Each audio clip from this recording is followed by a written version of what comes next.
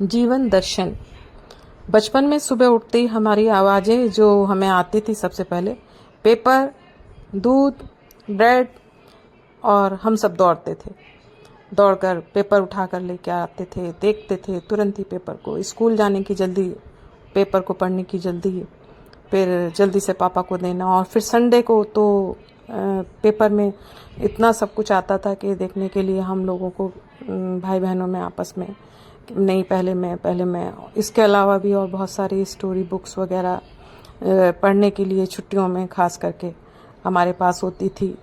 और जब भी हम, अब आजकल तो मोबाइल ने सारा प्रचलन ही कम कर दिया लगता है।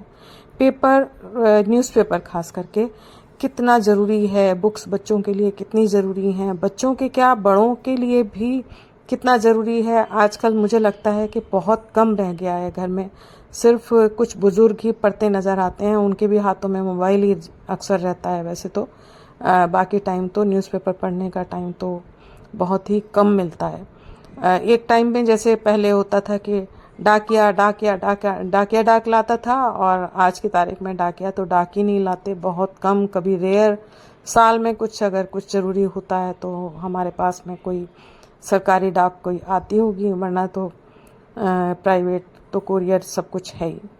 तो न्यूज़पेपर का जहाँ तक बात है, तो आप सबको क्या लगता है कि न्यूज़पेपर का प्रचलन हमें अपना, कम से कम अपनी सोशल एक्टिविटी या अपनी जो शहरी जानकारियाँ हैं उनके लिए तो बहुत ही ज़रूरी है। बहुत सारी जानकारियाँ हैं, खास करके हम लेडीज़ को तो अपनी सेल की और बाकी आसपास की जो जानकारी है वो न्यूज़पेपर ही मुझे लगता है कि देता है।